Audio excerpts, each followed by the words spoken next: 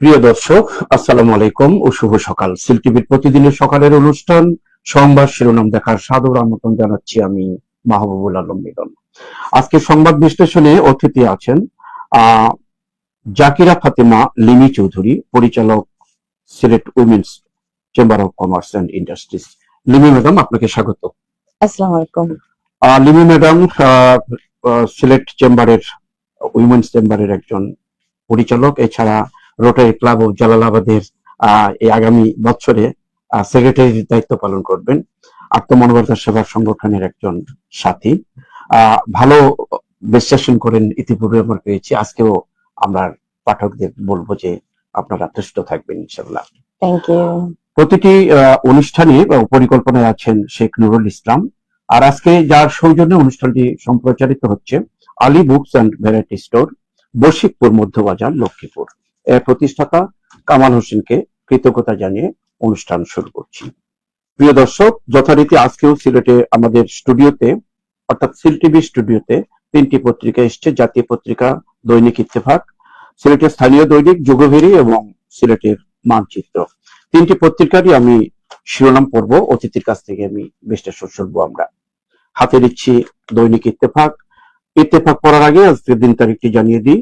আজ শনিবার 25 এপ্রিল 2026, 12 বৈশাখ 1433 বঙ্গাব্দ, 6 জিলকদ 1447 হিজরি। প্রথমেই দেশের খবর।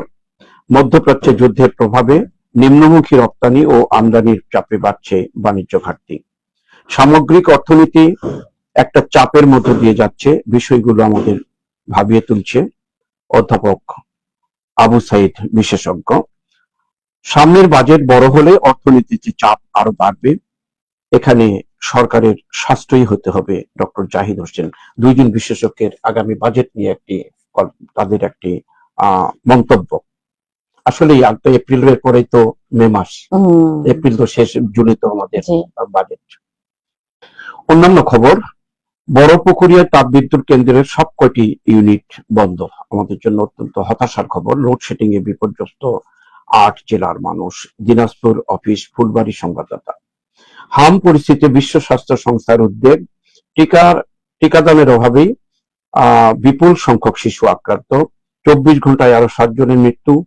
অধিদপ্তরের কর্মকর্তাদের দাবি সময় মতো ক্যাম্পেইনিং ও বুস্টার ডোজ বন্ধ রাখা এবং এই পরিস্থিতির জন্য দায়ী।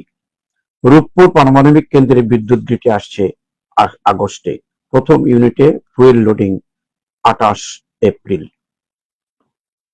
কিছু আশার সঞ্চার রয়েছে খবরটি। যুক্তরাষ্ট্র ইরানের মধ্যে আলোচনার আভাস, পাকিস্তানে আসছে ইরানি প্রতিনিধি দল। বল ইরানের কোর্টে, যুদ্ধবিরতি না হলে হরমুজে হামলা।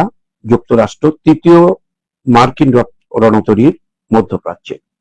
সোশ্যাল মিডিয়ায় ভিডিও ভাইরাল, রাজশাহীতে কলেজের নারী শিক্ষককে বিএনপি নেতার জুতা পিটা। রাজশাহীর দুর্গাপুর দাউদকান্দি সরকারি কলেজে প্রিন্সিপালের রুমে নিয়ে নারী শিক্ষককে হেনস্থা করা হয়েছে। এই ছিল ইত্তেফাকের প্রথম পৃষ্ঠার খবর। ইত্তেফাকের শেষ পৃষ্ঠায় আসি। শেষ পৃষ্ঠার খবর, চুয়াডাঙ্গার হামের উপসর্গ নিয়ে শিশুর মৃত্যু। জাবিতে হলের খাবার খেয়ে অসুস্থ 70 নারী শিক্ষার্থী। মুন্সিগঞ্জে সালিশে 35,000 টাকায় ধর্ষণের ঘটনা মীমাংসার চেষ্টা। অভিযুক্ত ওইপি সদস্যের বিরুদ্ধে এলাকাবাসীর বিক্ষোভ। আরএনপিএল তাপবিদ্যুৎ কেন্দ্রে উৎপাদন শুরু, জাতীয় গ্রিডে যুক্ত হলো 500 মেগাওয়াট। আসার সংবাদ। সরোয়ার্দীতে গণসমাবেশে জামাতে আমির, ইলেকশন ইঞ্জিনিয়ারিং এর মধ্য দিয়ে বিএনপি ক্ষমতায় এসেছে, গণভোটের রায় উপেক্ষা করলে ফাঁসিবাদের পরিণতি ভোগ করতে হবে, হুঁশিয়ারি। ভারত থেকে পাইপলাইনে পার্বতীপুরে এলো আরো 7,000 টন ডিজেল। সুপ্রিম কোর্ট সচিবালয় রক্ষায় 3 মামলা। তারাশে অভিনব এক প্রতারণার গল্প, জমি কিনলেন ক্রেতা, মালিক হলেন দলিল লেখক। দলিল লেখক নিজেই মালিক হয়ে জমি রেজিস্ট্রি করে নিয়েছে। অনেক পুরনো ঘটনা, অনেক পুরাতন ঘটনা, আবারও এই ধরনের ঘটনা মাঝে মাঝে ঘটে। আরো খবর, 5 দশক পরে পিতার কাটা খাল পুনঃখননে যাচ্ছেন প্রধানমন্ত্রী, নতুন স্বপ্ন বুনছেন এলাকাবাসী। আহমেদ সাইদ বুলবুলের যশোর অফিস থেকে খবর। 5 দশক পর 1976 সালের এই 1 নভেম্বর যশোরের শার্শা উপজেলার উলাশিতে নিজে হাতে খাল কেটেছিলেন তৎকালীন রাষ্ট্রপতি জিয়াউর রহমান। সেখানে আবারও প্রধানমন্ত্রী জিয়াউর রহমান যাচ্ছেন, তারেক রহমান।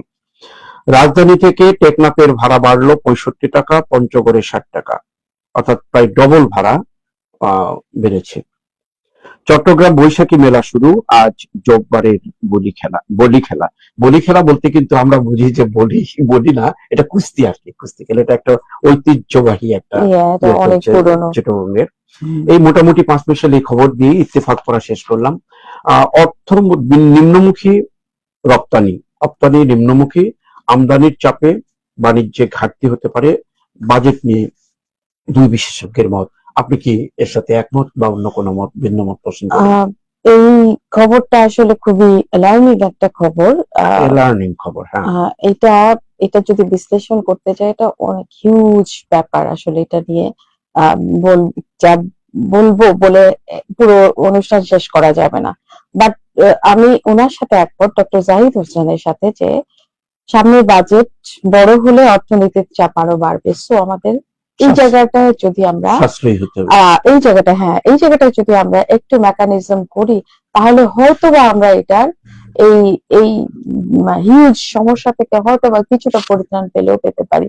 আর যে হারে সমস্ত সমস্যাগুলো আমাদের কাছে প্রকট হচ্ছে, তো রপ্তানি কিভাবে বাড়ানো যাবে আমি জানি না, কিন্তু এটা বাড়ানোর পসিবিলিটিটা সেরকম না।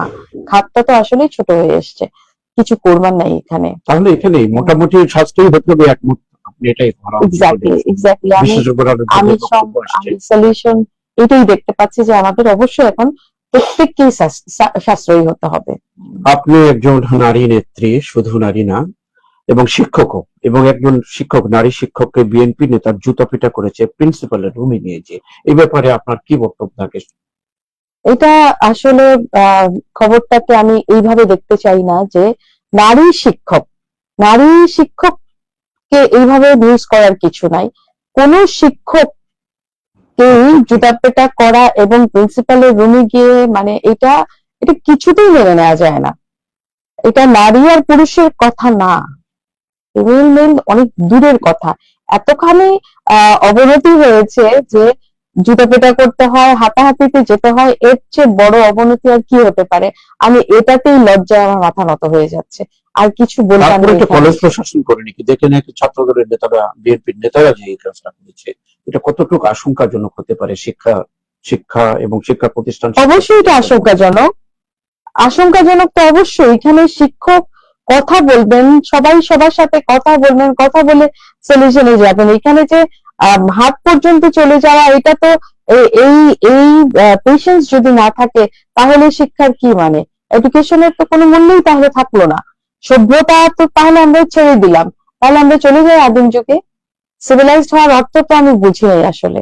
এই আশঙ্কাজনক, শিক্ষার্থী সহ ভয়ঙ্কর সারা দেশব্যাপী আশঙ্কা হচ্ছে নিয়ে।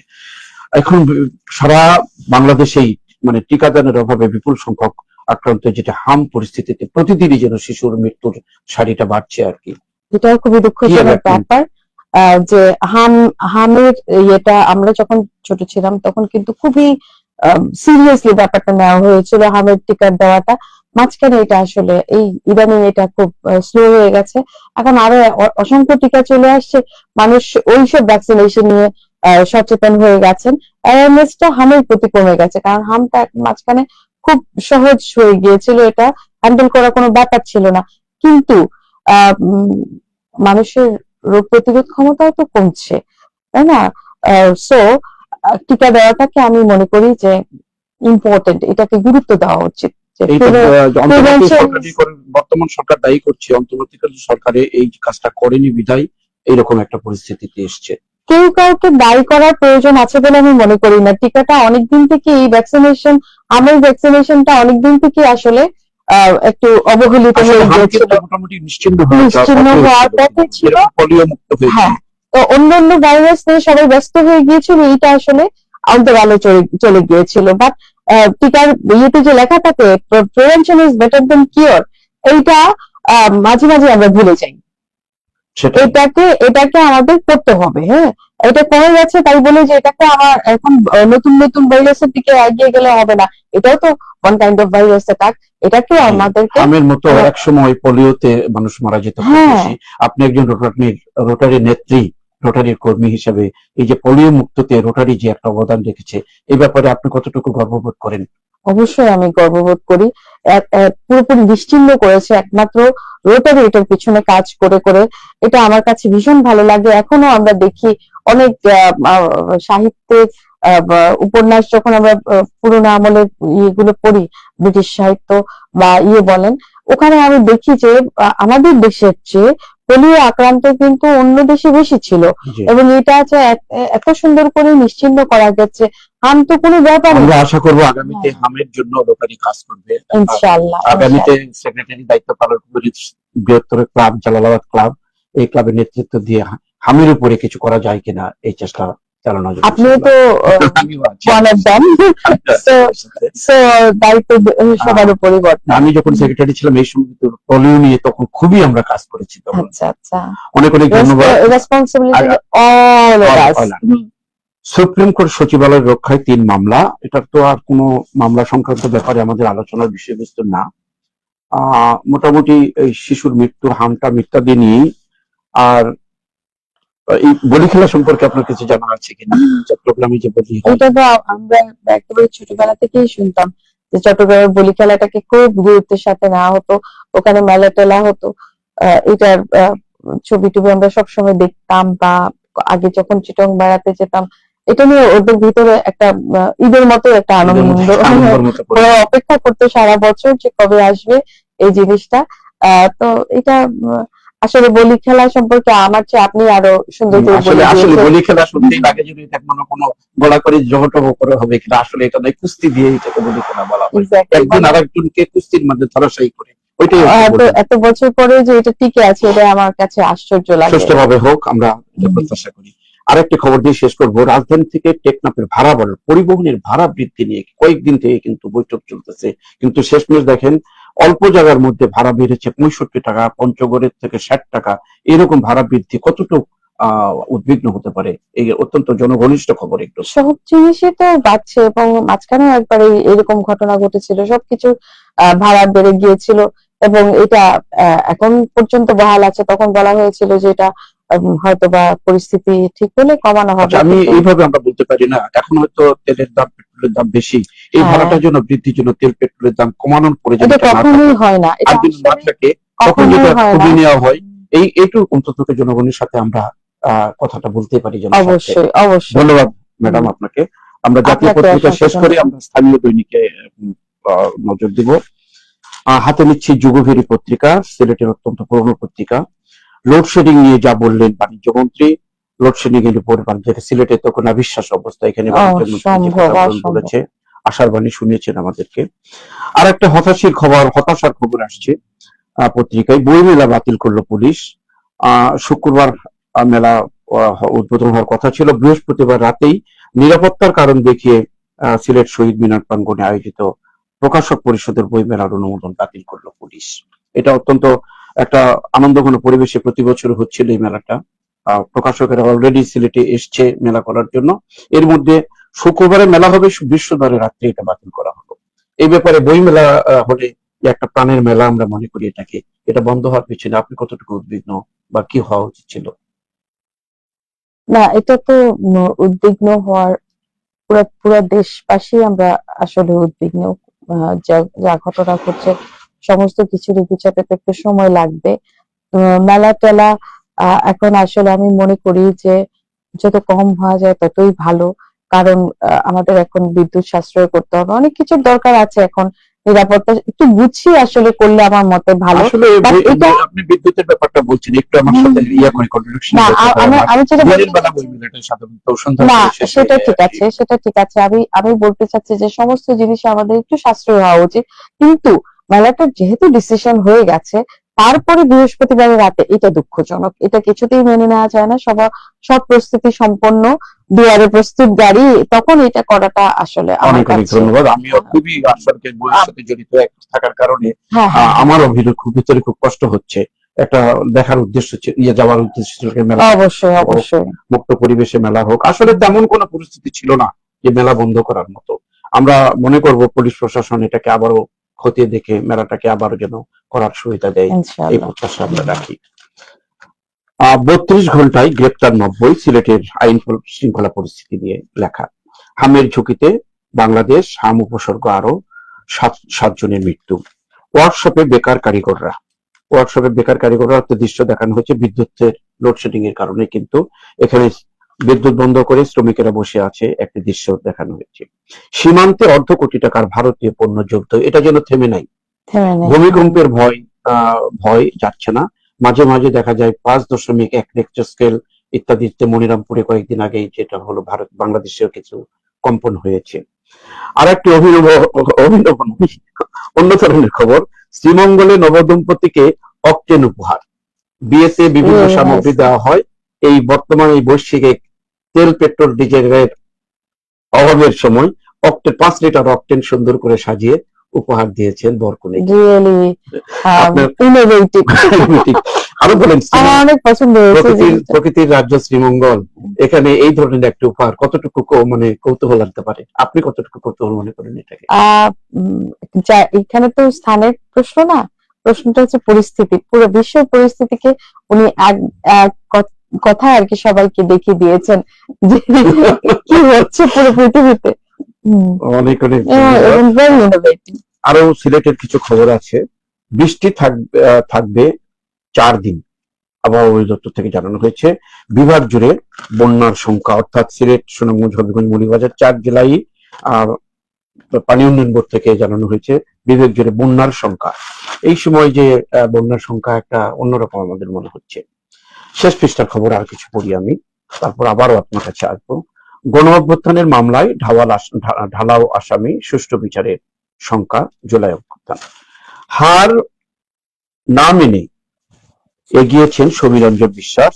সমীরঞ্জন বিশ্বাস দৃষ্টি প্রতিবন্ধী একজন ছাত্র ছিল। এই ছাত্র অবস্থায় সে শিক্ষকের ভূমিকা পালন করছে। যে হার না মেনে এগিয়েছেন সমীরঞ্জন বিশ্বাস, সে নিজেই একজন প্রতিবন্ধী, দৃষ্টি প্রতিবন্ধী, কিন্তু শিক্ষার্থীদের জন্য সে কাজ করে যাচ্ছে। এই ব্যাপারে একজন শিক্ষক হিসাবে তার প্রতি বা সমাজের অন্যান্য মানুষের প্রতি কি বলতে পারেন আপনি এই সমীরঞ্জন বিশ্বাসের ব্যক্তি? নিঃসন্দেহে মনে করি তো এই ঘটনা ঘটতেই পারে, আপনি কত এক্সপেল করবেন, তাই না? তো সেই ক্ষেত্রে আসলে আমার বলার কিছু নাই, আমাদের মূল জায়গায় হাত দিতে হবে। মূল জায়গায় আমাদেরকে বাচ্চাদেরকে পড়াশোনার প্রতি আগ্রহী করতে হবে, যারা পরীক্ষা জিনিসটাকে অ্যাসেসমেন্ট আর এক্সামিনেশন এইগুলাকে যেন ওরা আনন্দের সাথে গ্রহণ করে এবং পরীক্ষাটা ওরা মনে নিজের আনন্দে দিয়ে যায়।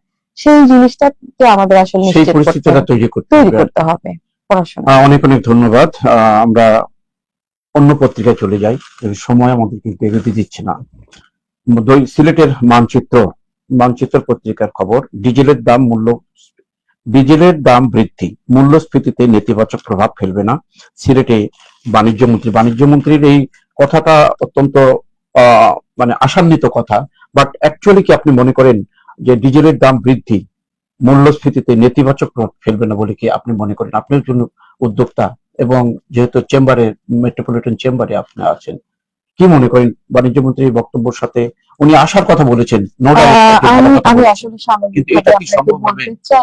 সামগ্রিকভাবে আমি আপনাকে বলতে চাই যা পরিস্থিতি এখন চলছে, আপনার ইরান বলেন আর যুক্তরাষ্ট্র বলেন, মানে ফুল ওয়ার্ল্ড নিয়ে আমি যেটা বলতে চাচ্ছি যে কোনো কিছুতেই ইতিবাচকতার কোনো গন্ধ আসলে নেই। এখন যেটা হচ্ছে আমাদেরকে খুব ট্যাক্টফুলি, খুব মেকানিক্যালি সবকিছু, টেকনিক্যালি সবকিছু হ্যান্ডেল করতে হবে এবং আমাদের বাণিজ্য মন্ত্রী হয়তো বা সেই টেকনিক নিয়েছেন, সেই মেকানিজম করেছেন বলে এই কথাটা বলেছেন। বাট আমি আমার সাদা চোখে, খোলা চোখে আমি কোথাও কোনো ইতিবাচক কিছু আমি আসলে দেখতে পাচ্ছি না। ঠিক, আসলে নেতিবাচক প্রভাব ফেলবে না, তার মানে ইতিবাচক না। ওনার অ্যাসেসমেন্টে উনি বলেছেন এবং উনি ওনার সাইড থেকে বলেছেন, ওনার জায়গা থেকে বলেছেন। একজন বাণিজ্য মন্ত্রী এই কথা বলছেন যখন আমরা আশার কথা শুনতে পারি, কিন্তু এটা কিন্তু অনেক ভাবনার বিষয়, আমাদের হোপফুল থাকতে হবে। অনেক ধন্যবাদ, সুন্দর বিশ্লেষণ করেছেন জিনিসটি। 28শে এপ্রিলের আগে ধান কাটার আহ্বান, অজানা আতঙ্কে কৃষকরা। সুনামগঞ্জের হাওরের কথা বলা হচ্ছে, এখানে পানি ঢুকে ধান কিন্তু অনেকটা তলিয়ে গেছে। আরো খবর, দেশে তেলের সংকট নেই, এটি সৃষ্টি করা হয়েছে মির্জা ফখরুল। আসলে এই খবরগুলো যদিও বলা হচ্ছে এইভাবে, কিন্তু তেলের সংকট নেই, দীর্ঘ লাইন, তেল পাচ্ছে না। আবার দেখলেন নাকি তেল পেট্রোল ডিজাইন করে নববধূকে উপহার দেওয়া হচ্ছে। তাহলে কি এগুলো কি একটা উপহাস, না অ্যাকচুয়ালি পেট্রোল না, এই কথাটা অভাব আছে যখন, স্বীকার কেন মন্ত্রী করছেন না? আমি আপনাকে বলতে চাই যে বাংলাদেশে নতুন কিছু তো না, বাংলাদেশের সিন্ডিকেট এটা তো নতুন কিছু না। রিকশাওয়ালা থেকে শুরু করে একদম আপার লেভেল সব জায়গাতে সিন্ডিকেট, আর এই সমস্ত কিছু হয় আসলে সিন্ডিকেটের কারণে। এখানে কথা বলে শেষ করা যাবে না। সো এই জায়গায় আমি আসলে কি বলবো, আমার না, বলার সিন্ডিকেট কিছু ঠিক নেই। আছে, আমরা দেখতেছি অনেক ধরনের তেল মজুদদার সিন্ডিকেট কখন সংকট হয়, কখন অভাব হয়, বলছি কখন অভাব হয়, এটা আপনি যেমন জানেন, আমি যেমন জানি, আজাদ ভাইও তেমন জানেন, everybody knows that. So please. আরেকটি খবর, আন্তর্জাতিক খবর, ক্যান্সারে আক্রান্ত নেতানিয়াহু। এর আগে আমরা খবর পেয়েছিলাম সমাজে নেতানিয়াহু মারা গেছে, কিন্তু এখন দেখা যাচ্ছে জীবিত আছে, বাট ক্যান্সারে আক্রান্ত হয়েছেন নেতানিয়াহু। বিশ্বের লৌহমানব, শক্তিশালী একজন নেতা আক্রান্ত হয়েছে। আরো খবর, আমরা শেষ পৃষ্ঠায় আসি। শেষ পৃষ্ঠায় ঝুঁকিপূর্ণ আব্দুল জহুর সেতু, সংযোগ সড়কে ধস। সুনামগঞ্জে সে আব্দুল জহুর সেতুর কথা বলা হয়েছে, ছবি সহ এসছে, অবস্থা খুব খারাপ সেতুর। বিভাগীয় শহরে কর আপিল ট্রাইব্যুনাল চাই এসএমএসসিসিআই। বাংলাদেশে হাম পরিস্থিতি উচ্চ ঝুঁকিপূর্ণ, বিশ্ব স্বাস্থ্য সংস্থা। সিলেটের মানচিত্র ডেস্ক থেকে আসছে। সিলেটে টানা 4 দিনের ভারী বর্ষণের আশঙ্কা, অন্য পত্রিকায় আমরা পড়েছি এটা। শহীদ মেমোরিয়াল গার্ডেন কিডনি ফাউন্ডেশনের বৃক্ষরোপণ। কিডনি ফাউন্ডেশন তারা বৃক্ষরোপণে কাজ করতেছে, ভালো একটা কাজ করছে বলে আমি মনে করি। সারা সিলেটে এখন আসলে তাল গাছ লাগানো দরকার। তাল গাছের অনেক অভাব হয়ে গেছে এবং তাল গাছ আজকাল কেউ লাগাতে চায় না। আর বৃষ্টির সময় এখন বাজ পড়ে প্রায় তো দেখা যায় মানুষ মারা যাচ্ছে। সো তাল গাছ কিন্তু প্রকৃতির আবহাওয়া, যে এনভায়রনমেন্টের অবস্থা তো খুবই খারাপ এখন, খুবই খারাপ। গাছ তো অবশ্যই লাগাতে হবে, আমি স্পেসিফিকলি বললাম, কারণ তাল গাছ কেউ লাগাতে চায় না। কারণ কি? কারণ হচ্ছে এটা দ্রুত বাড়ে না, খুব ধীরে ধীরে বাড়ে। মানুষ বলে যে দাদা লাগায় নাতে খায়, সেই চিন্তা করলে তো হবে না। আমরা তো এখন যে পরিস্থিতি, যে আজ করব কালই সব এটা ফল পেয়ে যাব, সেই চিন্তাটা থেকে দূর করার জন্য আমি জাস্ট একটা স্পেসিফিক নাম বললাম। বৃক্ষ তো অবশ্যই রোপণ করতে হবে। যে গরম, এই উদ্যোগটাকে আমি ভীষণ ভাবে অ্যাপ্রিশিয়েট করছি। আমরা প্রত্যেকেই বিভিন্ন আমাদের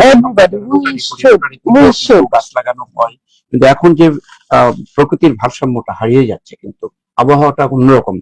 লাগানোর পরেও তো আমাদেরকে এটা নার্চার করতে হবে। প্রতি বছর যেন ওই জায়গাতেই যেন আমরা গাছ না লাগাই। আর পর্যটন নগরীতে তীব্র থেকে তীব্রতর হচ্ছে লোডশেডিং। এখানে পর্যটন নগরী, প্রাকৃতিক সৌন্দর্যে লীলাভূমি সিলেট, কিন্তু সেখানেও তীব্রতর হচ্ছে লোডশেডিং।